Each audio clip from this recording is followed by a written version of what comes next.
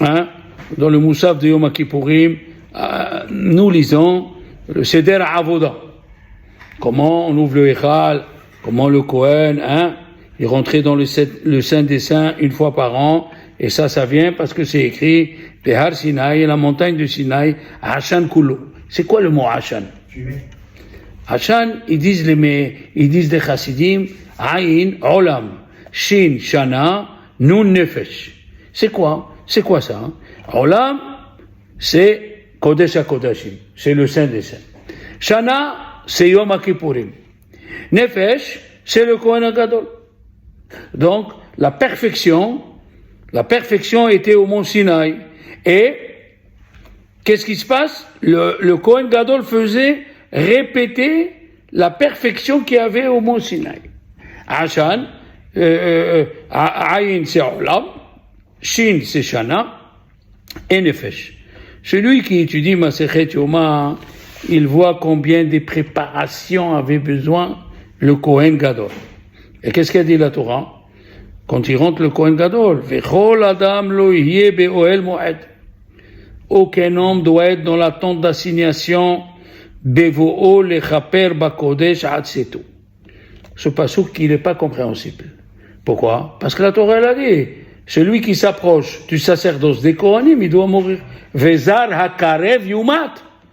Vous vous rappelez du converti qui voulait se convertir et être Kohen Gadol? Quand il a lu, celui qui est étranger au service, il meurt. Il a dit, je savais pas. Alors pourquoi tu me dis, Vechol Adam, lo yeh be'ohel moed, bevo lechaper bakodesh atzeto. Le Roshalmi, il a dit, Vechol Adam, c'est venu ajouter les malachim qui ressemblent aux hommes. Même les malachim n'ont pas le droit d'être dans le Saint des Saints. Parce que c'est écrit dans Hizkiel, Udmut Penehem, Pene Adam. Et l'image de leur face, c'est, ils avaient les faces des hommes d'Aïnou, c'est-à-dire les malachim. Le jour du Saint des Saints, le Kohen Gadol, il faut qu'il y ait personne dans le Saint des Saints. Oh là là! Elle dit, la Gemara, dans Yoma, l'année où il est mort, Shimon HaTzadik, il leur a dit, cette année je meurs. Ils lui ont dit, d'où tu sais? Il a dit, chaque année, il y a un vieux qui est habillé en blanc, et il se couvre avec le talit en blanc, il rentre avec moi, et il sort avec moi.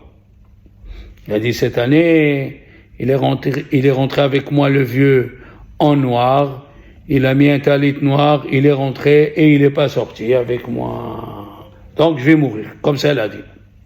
Alors il a dit, le Tosfot, Yeshanim, dans Yoma la Metet, il a dit, comment c'est possible qu'un homme, il peut rentrer avec lui? Comment donc? Comment c'est possible qu'un homme, il peut rentrer avec lui? On a dit, Vechol Adam, lo yeh be'ohel moed. Même les malachim. Comment c'est possible? Ils ont dit, le Tosfot, ici nous parlons de la Shekhinah. C'est pas un homme, c'est la Shekhinah. Comme vous le connaissez, je vous ai raconté une histoire. Exactement. Rabbi Zecharia, il est parti, Arizal lui a dit, va dans le côté de la Ma'aravi, il a pleuré, parce qu'il lui a dit, Arizal, tu vas mourir. Mais si tu vas au côté de la Ma'aravi, tu pleures, il n'y a pas de problème. Il est parti, il a pleuré, il est sorti une femme du mur. Il lui a dit, ne pleure pas. Ça y est, la Xéra, elle est partie. Il est revenu à Tzfat, il est rentré là où il étudiait avec Arizal, il lui a dit, raconte ce que tu as vu. Il a dit, non, j'ai rien vu. Il a dit, raconte ce que tu as vu, je t'ai dit. Je vais pas raconter moi. Il lui a dit, oui. Et je suis parti, j'ai pleuré. Une femme, elle est sortie du mur, elle m'a dit, mon fils, ne pleure plus, ça y est. La Xéra, elle est partie. Il a dit à Rizal que ce rave-là, il parlait toujours sur le Shabbat. Il était le Gilgoul de Zecharia Hannavi, Zacharie. Et Zacharie, il est mort jeune, il est mort égorgé. Et quand tu t'appelles sur le nom de quelqu'un, on a plusieurs fois parlé, quand il arrive là, tu meurs. Alors il lui a envoyé, et la femme qui l'a vu, il lui a dit, c'est la Shekhinah. Elle est venue te dire, ne pleure plus. La même chose ici aussi, le Kohen Gadol, quand il est rentré avec un homme, c'est la Shekhinah qui est rentrée. D'accord? Maintenant, le Kohen Gadol, le jour de Kippour, il avait deux travaux très importants. Un dans le Saint des Saints, et un envoyer les deux boucs. Vous vous rappelez? Un pour Dieu et un la Azazel. D'accord? Hachamim me disent, on envoie la Azazel, on envoie au désert pour qu'il se déchiqueter et les péchés sont pardonnés. Alors, avant de continuer, question. Mais les péchés sont pardonnés dans le Beth Amikdash, pas au dehors du Beth Amikdash. Tu as compris la question? Ils disent les Chachamim, dans le Beth Amikdash, sont pardonnés les péchés que tu n'as pas fait exprès. Les péchés que tu as fait exprès, il n'y a pas de korban, c'est la mort. Qu'est-ce qu'il a fait? Dieu nous a sauvés. On prend le korban, on l'envoie dans le désert. Là-bas, Venasa et kol avonot. Il prend tous les péchés, même ceux que tu as fait exprès. C'est pas joli ça. Même ceux que tu as fait exprès. Et pourquoi il faut faire, j'ai appris ça, je vous le dis, pourquoi il faut faire un goral? Pourquoi il faut faire un tirage au sort? Le Kohen Gadol, il prend un pour le Beth Amikdash et un la Azazel. Parce qu'on n'a pas le droit de sacrifier aux démons. Mais si tu le fais parce que c'est Dieu qui l'a dit, c'est pas toi qui sacrifies. Ah, c'est Dieu qui a dit, il faut faire comme ça. Si c'est Dieu, il peut faire ce qu'il veut, Dieu. D'accord? Alors on continue. Le Kohen Gadol, il prenait une pelle avec une louche où il y avait dessus la kétoret. La pelle, elle était pleine de braise, et c'était un travail difficile parce qu'il fallait qu'il la renverse et que rien ne sort dehors. D'accord? Très bien. Dans le Baït Sheni, dans le deuxième Beth Amikdash, la pelle, elle était sur la pierre. Parce que, à la fin du premier Beth Amikdash, le roi Yoshiyahu, il a ouvert le Sefer Torah, il est tombé comme par hasard. Il n'y a pas d'hasard dans la Torah. Il est tombé, c'est écrit, on va te prendre, toi, ton roi, on va t'amener en exil. Il a dit quoi? On va amener l'arche de Dieu en exil. Avec les Kohanim, ils ont trouvé un trou sous le Beth Amikdash. Ils ont dit Shem HaMeforash. Ils ont gardé les 5 choses qu'il y avait dans le premier temple. Et alors, tu peux creuser tout ce que tu veux. Il a fait un nom exprès de Dieu. Plus tu t'approches de l'arche, et plus elle s'éloigne de toi. Donc, jusqu'à qu'il vienne Mashiach, dans le deuxième Beth Amikdash, il y avait une pierre. Oui? Even Hashitia. C'est quoi Even Hashitia? La pierre angulaire. Vous savez ce que c'est en français? C'est de cette pierre que Dieu a construit le monde. D'accord? Maintenant, dans le Saint des Saints, le Kohen Gadol, il rentrait et il était habillé en blanc. Yes, comme en blanc, avec du lin. Alors, la Mishnah nous dit que il se lavait les mains, il se lavait les pieds 10 fois. Parce qu'il y avait 10 vidouim, 10 fois sanctification des mains et des pieds. Il a dit le matin, il mettait un habit en lin qui coûtait 12 000 €. Une tunique. Et celle de l'après-midi, 800 €. 8 000. Il n'y avait pas de 8 habits. La Mishnah, elle a dit ça, ok? C'est des vrais Rabbi Meir. Ce sont les paroles de Rabbi Meir. Chachamim, ils disent non. Le matin, elle coûtait 18 000 €. Et l'après-midi, 12 000 €. Comme ça, elle dit la Mishnah. Et la Mishnah, elle a continué, elle a dit, ça c'est de la communauté, l'argent de la boîte de la communauté. Maintenant, si lui veut ajouter, il veut ajouter de l'argent pour avoir une tunique plus chère, il a le droit. La Gemara nous raconte dans Yoma que celle du matin, elle coûtait plus cher. D'accord? Et la Gemara, elle apprend ça du Passouk, parce que c'est écrit Bad. Bad, c'est le lin, 4 fois dans le... D'accord? La Gemara, elle a dit Bad, c'est le lin. Omichni, c'est Bad. Ya'al Bisaro. Rabbi Ishmael ben Pavi, sa mère, elle lui a fait qui était Kohen Gadol, une tunique qui valait vraiment très très cher, mais les Kohanim n'ont pas voulu parce qu'elle était très très fine et on croyait qu'il était nu. On voyait à travers, ils l'ont pas laissé. Maintenant, la question elle est, pourquoi la Mishnah nous parle de la tunique? Il n'y a pas autre chose dans la Avoda de Yom Kippourim. Question, vraiment, il devait changer entre le matin et l'après-midi. Et pourquoi les autres vêtements non? Pourquoi les autres vêtements qu'il a fait le matin, il les fait l'après-midi. La tunique, celle du matin, elle ne ressemble pas à celle de l'après-midi. Qui c'est qui pose ces questions? Le Rav Mesher Chochma. Le Rav Mesher Chochma dans la paracha de Haremot, qui est un grand Rav. Il a fait le livre Or Sameach sur Harambam et Mesher Chochma, oui, sur la paracha. Et les Chachamim ils disent que celui qui l'a fait sur la paracha, il est plus grand que celui qui l'a fait sur le Rambam. Était Rabbi Meir Simha HaKohen de Devisk.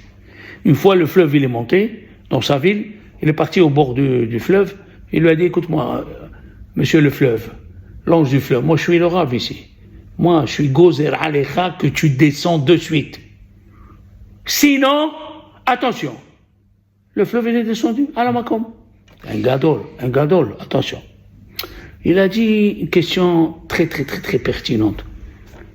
Il rentrait dans le Saint des Saints et il priait. Ok?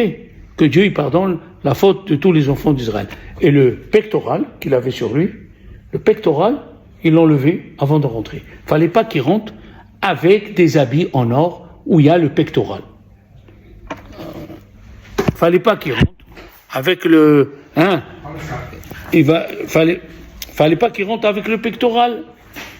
Et la question elle est, pourquoi dans le Saint des Saints, il faut le pectoral?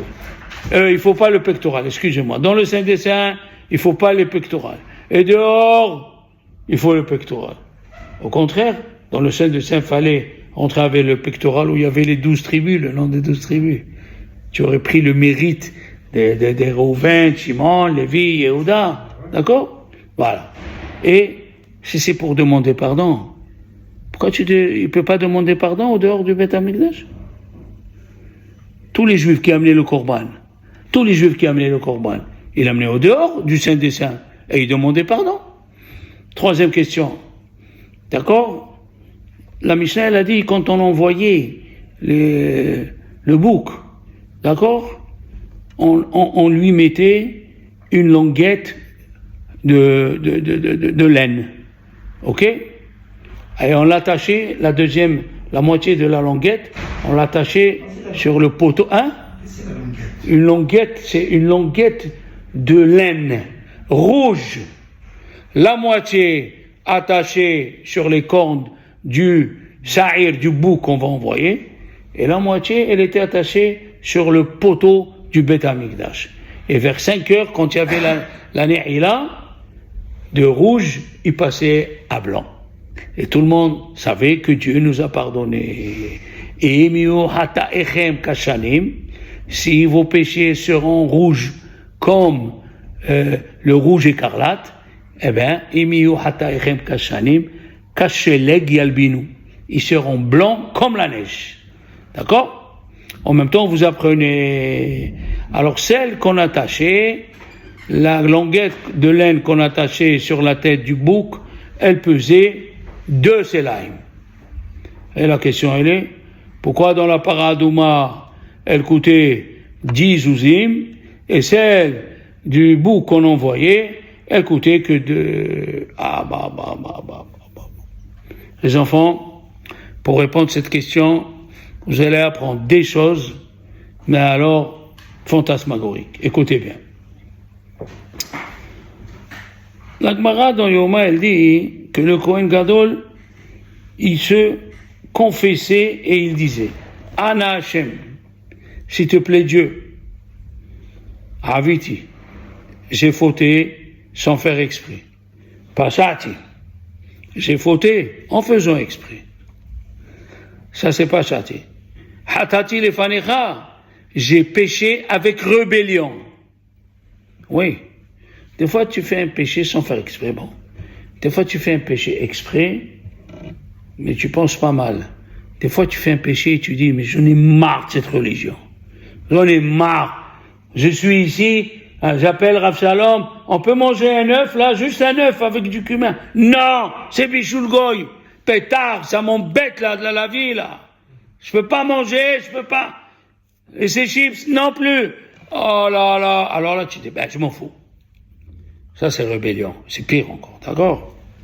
Mais il a dit, je faute moi et ma maison. Moi et ma maison.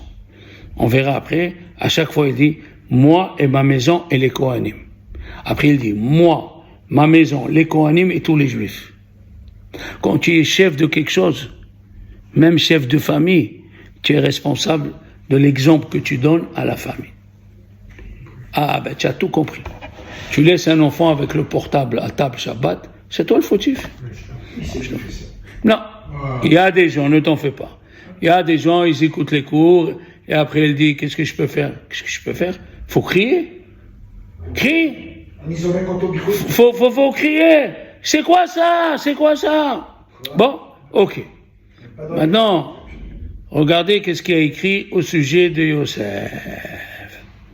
Au sujet de Yosef, c'est écrit, ils ont vu les frères de Yosef, oui, Vaïrou Ahi Yosef.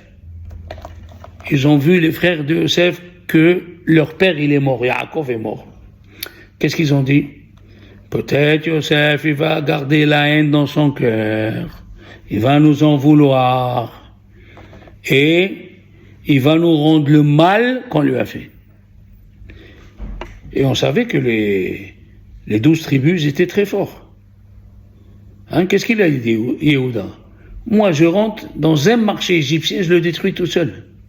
Il avait ses poils quand il criait, la poitrine, et devenait droit. Il pouvait aller les tuer tous. Pourquoi ils ont dit, on a peur? Ils ont compris que quand tu as un péché sur la tête, tu peux être le plus fort du monde, tu vas perdre. Tu vas perdre. Alors, qu'est-ce qu'il a fait? Yosef, comment ils ont soupçonné que Yosef, peut-être il leur veut du mal, parce que Yosef, au retour de l'enterrement de Yaakov, il s'est arrêté dans le trou où ils l'ont mis avant de le vendre. Et lui, Yosef, qu'est-ce qu'il a vu? Lui, il a dit, je vais voir le trou et je vais faire la bracha, Baruch she'asa li nes bamakom hazeh. Heureux celui qui m'a fait des miracles dans ce trou-là, c'est tout. Et eux, qu'est-ce qu'ils ont dit? Ah, la haine, elle lui est remontée. Des fois, un monsieur, il fait quelque chose, toi, tu penses une chose, et lui, il pense une autre. Ils ont eu peur. Qu'est-ce qu'ils ont fait, les frères de Yosef? Ils ont pris Bilha, elle était encore vivante. Ils lui ont dit, va, dis-lui à Yosef que papa, avant de mourir, il a dit, ne fais pas du mal à tes frères. Ils ont menti. Ils ont dit à Bilha, hein? Et Bilha, il est venu, et comme lui, il était toujours avec les enfants des servantes, vous vous rappelez? Ve'una'ar et bene Bilha et bene Zilpa. Yosef, il était toujours des côtés de ceux qu'on faisait honte. Hein? Qu'est-ce qu'il a dit, Yosef? Il a vu Bilha, il a eu de la peine. Elle lui a dit, pardonne à tes frères. Ok? Qu'est-ce qu'il dit le Midrash? Qu'est-ce qu'ils ont dit? Ana, sana, pesha, ahecha. Ils ont dit, ana, sana. Hein? Comme ça, ils ont dit. Alors, quand ils ont dit ça, il leur a dit à Akadosh Baruch Hu, puisque vous avez employé ce langage 3 fois, et c'est de là-bas qu'on a appris qu'il faut demander 3 fois pardon. Ana, sa, na. Hein? Il a dit, avec ce langage, le Kohen Gadol demandera pardon. Ok? Alors, qu'est-ce qu'il dit le livre Saïd Ra'anan? C'est le Magen Avraham. Il a dit, quand Yosef il a écouté ça, il s'est mis à pleurer. D'accord? Et c'est pour ça aussi, qu'est-ce qu'il dit ce Rav? Il colle quand les Kohanim ils disent au Kohen Gadol, ne change pas ce qu'on t'a dit. On t'a dit comment il faut faire la avoda de Yom Kippourim, ne change pas. Eux ils pleurent, et lui il pleure. Comme Yosef il a pleuré, et les frères, ils ont pleuré. Quelle relation, Yosef et Kippour? Écoutez bien. D'accord? Comme le pardon de Kippour, il est accroché à Yosef, on va voir. La même chose, les pleurs sont accrochés à Yosef. Alors il a dit, le livre Hemdat Hayamim, pourquoi c'est écrit Vayef ki Yosef? Il a dit, pourquoi il a pleuré? Parce que ils l'ont soupçonné qu'il garde la haine dans le cœur. Or, la Torah, elle a dit, Lotikom, ne te venge pas, Velotitor, et ne garde pas la haine. Kalvahomer à ton frère. Oui, Kalvahomer à ton frère. La même chose, on a dit que les Kohanim, ils le faisaient jurer au Kohen Gadol. D'accord? Même, comme je vous ai dit, on a appris de chez Yosef, enfin les frères de Yosef, qu'il faut aller 3 fois demander pardon. Et si c'est ton Rav, même 10 000 fois. Il dit à Rambam. Même 1000 fois, 10 000, 2000. Oui. Alors écoutez bien. Écoutez bien. Le jour de Kippour, Hachamim, ils ont dit, on a l'habitude de s'habiller en blanc. Vous vous rappelez? On a l'habitude de s'habiller en blanc. Pourquoi? Parce qu'on ressemble à des malachim. Même le Satan, oui, le Satan, il vient, il dit à Dieu, tu as un peuple qui ressemble aux anges. Il ne mange pas, il ne boit pas. Et qu'est-ce qu'il dit le Shulchan Aruch? Le Shulchan Aruch, il a dit, il y a qui sont debout sur leurs pieds le jour et la nuit. Ils sont debout sur leurs pieds le jour et la nuit, comme ça il dit. Et moi, j'étais jeune. J'étais dans la synagogue de Rabbi Shalom Zawi. J'avais un monsieur, j'ai oublié son nom. Il venait de 7h du matin. Il était debout jusqu'à la sortie de Kippour. Aujourd'hui, ici aussi, dans la synagogue chez nous, il y a un, il se met debout depuis Shahrit jusqu'à la sortie. Il ressemble pour ressembler aux anges. Il s'habille en blanc, d'accord? Le lendemain, on dit Baruch Shem Kevod Malchuto Leolam Va'ed à haute voix. Pourquoi on dit ça? Parce que c'est écrit dans le Midrash Rabbah, dans la paracha de Va'ed Hanan, que c'est écrit. Les Malachim, ils disent ça. Et pourquoi ils disent Baruch? Il faut arrêter à Baruch. Je vous l'ai déjà dit, attention. Celui qui colle Baruch Shem Kevod Malchuto, le soir il dit il aura une grande punition. Il ne faut pas coller, il faut dire Baruch Shem Kevod Malchuto. Comme ça il dit Rabbi Ovadia Yosef aussi au nom du Zohar. C'est pas moi qui l'ai invité. C'est pas moi qui l'a inventé. Chut. Alors, il a dit, les Juifs, ils le disent en silence. Les Juifs, ils le disent en silence. Pourquoi ils le disent en silence? Parce que mon cher Rabbeinu, quand il a monté, il a écouté ça que les Juifs, ils le disent. Il a volé des malachim, il est venu, il a donné aux Juifs. Il leur a dit, vous aussi. Il n'y a pas écrit Baruch Shem Kevod dans la Torah. Il leur a dit, faites-le en silence. Comme ça, hein? Mais le jour de Kippour, on est debout et on ressemble aux anges.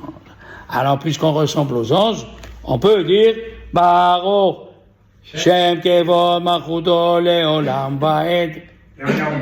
Hein? On est habillé en blanc. D'accord? Maintenant, il y a un livre de Rabbi Matatyahu Solomon. C'est un grand rave qui était le mashgiach de la yeshiva de Getzet. Après, il était le mashgiach de la yeshiva de Leikoud. À Leikoud, Léon, le parking de la yeshiva de Leikoud, c'est 4500 places de voitures. Ils sont 10 000 dans le Beth Midrash. T'imagines, à Leikoud. En Amérique, à 30 km de New York, c'est Rabbi Aaron Kotler qui a fondé cette yeshiva. Il est sorti juste quelques jours avant la fermeture des frontières de l'Allemagne. Il a étudié chez Rav Elhanan Wasserman et il a étudié chez Hafez Haim. Il a fait une yeshiva de fou.